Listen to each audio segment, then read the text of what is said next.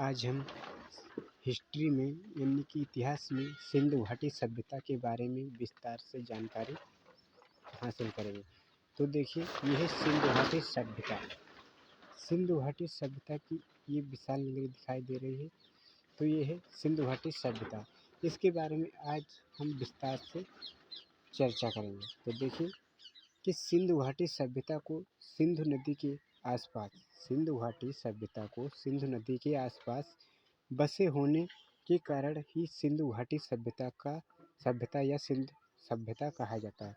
सिंधु घाटी सभ्यता को सिंधु नदी के आसपास बसे होने के कारण ही सिंधु घाटी सभ्यता या सिंधु सभ्यता कहा जाता है।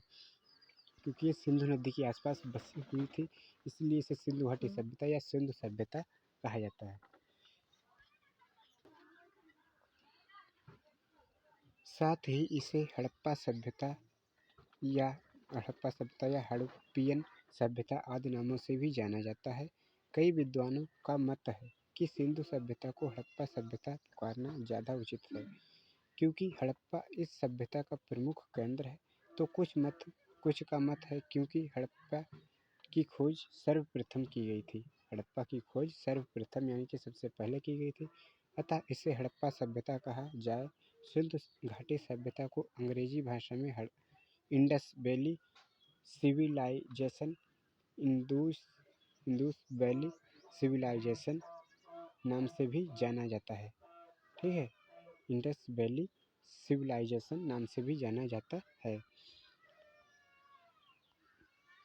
सिंधु सभ्यता अपने समय की सबसे आधुनिक और सुविकसित सभ्यता थी। सिंधु सभ्यता अपने समय की सबसे आधुनिक और सुविकसित सभ्यता थी। हड़प्पा सभ्यता के लोग बहुत ही सुनियोजित और सुविकसित कस्बों एवं नगरों में रहा करते थे, जहाँ बड़े बड़े भवन, सभागार, स्नानागार, कारागार, कच्ची व पक्की ईंटों से बने घर, चौड़ी सड़कें आदि स्थित थे। साथ ही इस सभ्यता के लोग हथियारों, आभूषणों, मूर्तियों और बर्तनों का निर्माण करना जानते थे। इनके निर्माण में तांबे, चांदी और कांसे आदि का प्रयोग किया जाता था। सिंधु सभ्यता हड़प्पा सभ्यता का काल निर्धारण। अब देखिए, सिंधु सभ्यता हड़प्पा सभ्यता का काल निर्धारण। तो एच हैरास के अनुसार नक्षत्रीय आधार पर 6000 ईसा पूर्व, माधव स्वरूप वत्स के अनुसार 3500 से 2700 ईसा पूर्व, जॉन मार्शल के अनुसार 3250 से 2750 ईसा पूर्व, अर्नेस्ट मैके के अनुसार 2800 से 2500 ईसा पूर्व, मर्टिमर व्हीलर के अनुसार 2500 से 1500 ईसा पूर्व, रेडियो कार्बन पद्धति अनुसार 2350 से 1750 ईसा पूर्व। इन सब का अनुमान है कि सिंधु सभ्यता थी। अब देखिए कि सिंधु सभ्यता घाटी के प्रमुख स्थल। तो नंबर 1 मोहनजोदड़ो। इसकी खुदाई वर्ष 1922 में राखा लदास बनर्जी द्वारा करवाई गई थी। मोहनजोदड़ो का अर्थ होता है मोहनजोदड़ो का अर्थ क्या है? मोहनजोदड़ो का अर्थ होता है मृतकों का टीला। ये क्वेश्चन बहुत ही पूछा जाता है कि मोहनजोदड़ो का अर्थ क्या है। तो मोहनजोदड़ो का अर्थ होता है मृतकों का टीला। ठीक है, यह सिंध नदी के किनारे बसा हुआ है। यह सिंध यानी कि पाकिस्तान के लरकाना ज़िले में है। यह सिंध यानी कि पाकिस्तान के लरकाना ज़िले में मौजूद है। इसके प्राप्त साक्ष्य क्या हैं? सूती कपड़े के अंश, इसमें सूती कपड़े के अंश मिले थे। महास्नानागार, पुरोहितों के आवास, सभागार, कांसे से बनी नर्तकी की नग्न मूर्ति, तांबे का ढेर, पशुपति शिव का साक्ष्य, घोड़े के दांत, सेलखड़ी से बना वाट, चिमनी, साधु की मूर्ति आदि ये इससे प्राप्त हुए थे साक्ष्य।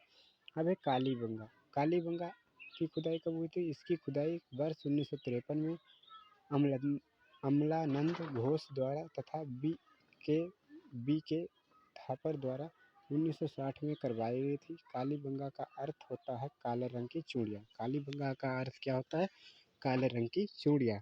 यह स्थल राजस्थान के गंगानगर जिले में घंगर नदी के तट पर स्थित है। इससे क्या प्राप्त साक्ष्य हुए हैं? कच्ची ईंटें व अलंकृत ईंटें, बेलनाकार मोहरे या मेसोपोटामिया जैसी खेती के साक्ष्य, जुते हुए खेत जहाँ कालीबंगा से दूर सरसों की फसल और नज़दीक पर चलने की फसल बोई जाती थी, लकड़ी के बने पाइप आदि ये प्राप्त हुए थे इससे कालीबंगा की खुदाई पर। अब है हड़प्पा। हड़प्पा की खुदाई कब हुई? इसकी खुदाई वर्ष 1921 में दयाराम साहनी व सहायक माधव स्वरूप वत्स द्वारा करवाई गई थी। यह पंजाब के मांटगोमरी जिले में रावी नदी के तट पर स्थित है। इससे क्या प्राप्त हुआ था? मोहरे, कब्रिस्तान, मछुआरे का चित्र अंकित बर्तन, बालू पत्थर की बनी 2 मूर्तियाँ, धोती पहने एक मूर्ति, कांसे का सिक्का, शंख से बना बैल, अनाज भंडारण के कमरे जहाँ से जौ और गेहूँ प्राप्त हुए हैं, कतार में बने श्रमिक आवास आदि ये प्राप्त होते। अब है चाहुदड़ो। इसकी खोज वर्ष 1931 में एन.जी. मजदूरदार द्वारा की गई थी, जिसे पुरातत्वविद मैके ने वर्ष 1935 में आगे बढ़ाया। यह स्थल सिंध यानी कि पाकिस्तान में स्थित है। यह भी पाकिस्तान में स्थित है। इससे क्या प्राप्त साक्ष्य हुए? वक्राकार ईंटें। यह एकमात्र स्थल है जहाँ से वक्राकार ईंटें प्राप्त हुई हैं। बिल्ली का पीछा करते कुत्ते का साक्ष्य सजने संवरने के लिए लिपस्टिक का प्रयोग किया जाता था। मनके का कारखाना आदि। अब है बनवाली। बनवाली इसकी खोज वर्ष 1973 में R.S. बिष्ट द्वारा की गई थी। यह स्थल हरियाणा के हिसार जिले में स्थित है। प्राप्त इससे क्या हुआ? तांबे का बना बाड़ाग्र व कुल्हाड़ी, हल्की आकृति का खिलौना, पत्थर व ईंट के मकान, उन्नत किस्म की जौ, सड़कों पर बैलगाड़ी के निशान आदि। लोथल। इसकी खोज वर्ष 1957 में रंगनाथ राव द्वारा की गई थी। यह स्थल गुजरात के अहमदाबाद जिले में भगवा नदी के तट पर स्थित है। इससे क्या प्राप्त हुआ है?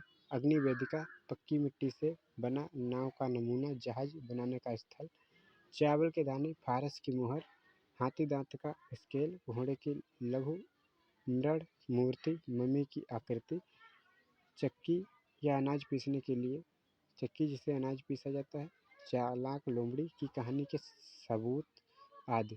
अब है आलमगीरपुर। इसकी खुदाई वर्ष 1958 में यज्ञदत्त शर्मा द्वारा करवाई गई थी। यह स्थल उत्तर प्रदेश के मेरठ जिले में हिंडन नदी के तट पर स्थित है। अब है रोपड़। इसकी खुदाई वर्ष 1953 में यज्ञदत्त शर्मा द्वारा करवाई गई थी। यह स्थल पंजाब राज्य में सतलुज नदी के तट पर स्थित है। प्राप्त इससे क्या हुआ? तांबे की कुल्हाड़ी, आदमी और कुत्ते की एक कब्रगाह आदि। सुरकोटड़ा। इसकी खुदाई वर्ष 1964 में जगपति जोशी द्वारा करवाई गई थी। यह स्थल गुजरात राज्य के कच्छ नामक जगह पर स्थित है। इससे क्या प्राप्त साक्ष्य हुए? घोड़े की हड्डियाँ, अनूठी प्रकार की कब्रगाह। सुत्त कोंगड़ेडोर। इसकी खुदाई वर्ष 1927 में ऑरल स्टाइन के द्वारा करवाई गई थी। यह स्थल बलूचिस्तान में दासक नदी के तट पर स्थित है। प्राप्त साक्ष्य क्या हो? मिट्टी की बनी चूड़ियाँ, बानी चूड़ियाँ, राख से भरा बर्तन, तांबों की कुल्हाड़ी, मनुष्य की हड्डियाँ। अब धोलावीरा। इसकी खोज वर्ष 1967 में जगपति जोशी द्वारा की गई थी, परंतु इसकी व्यापक खुदाई रविंद्र सिंह बिष्ट द्वारा करवाई गई थी। यह स्थल गुजरात राज्य के कच्छ जिले में मानहर एवं मानसर नदी के बीच स्थित है। यह पहला ऐसा नगर है जो 3 भागों में बटा हुआ था: दूरभाष, मध्यम भाग और निचला नगर। प्राप्त साक्ष्य क्या है? दूरभाष और मध्यम भाग के बीच में भव्य इमारत के अवशेष, चारों ओर दर्शकों के बैठने के लिए बनाई गई सीढ़ीनुमा संरचना तथा सूचना पट, विभिन्न प्रकार के जलाशय। राखीगढ़ी।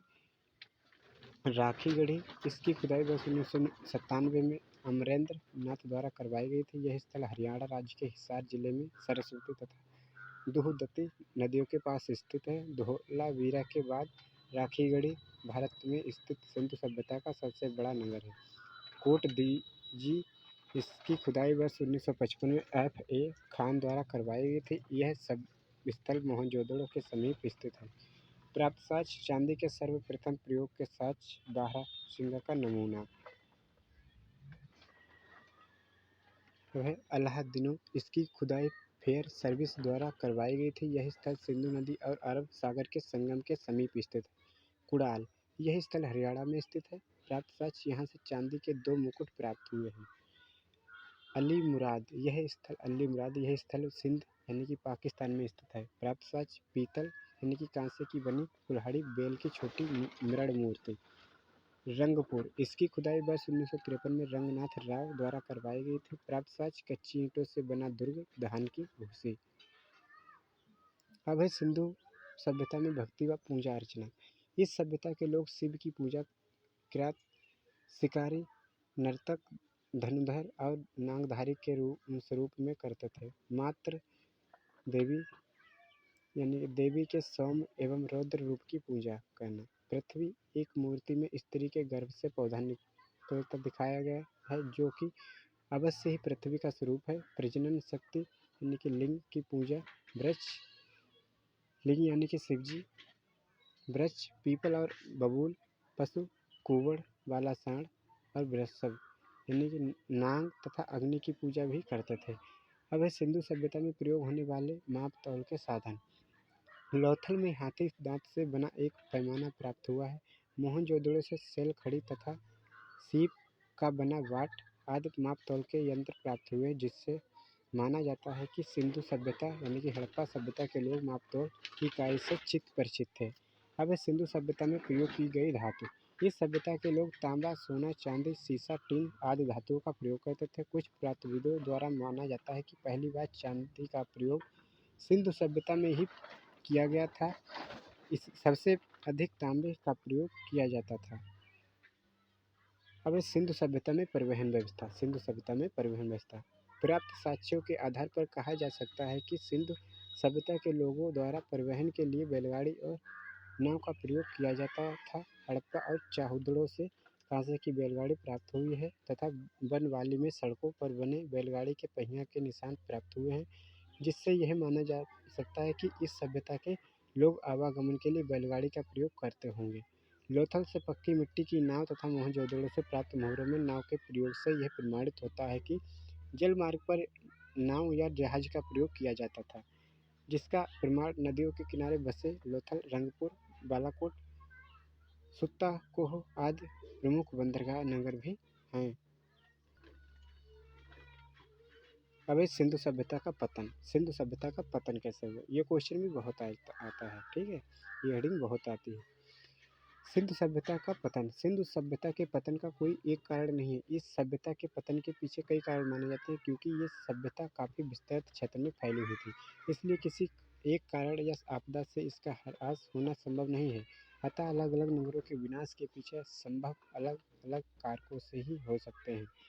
इस सभ्यता के पतन के बारे में कई मत हैं कि पुरातत्वविदों का मत है कि इस सभ्यता के कुछ स्थलों का पतन भयंकर बाढ़ आने के कारण हुआ होगा। वहीं कुछ विद्वानों का मत है कि कुछ जगहों का पतन भूकंप आने के कारण हुआ होगा, जबकि कुछ का मत है कि ब्राह आक्रमण और जलवायु परिवर्तन के चलते सूखा या बाढ़ से संभवतः इस सभ्यता का विनाश हुआ होगा। तो ये है आज का टॉपिक। इसी प्रकार के और इंटरेस्टिंग वीडियो पाने के लिए आप हमारे चैनल को शेयर एंड सब्सक्राइब जरूर करें। धन्यवाद।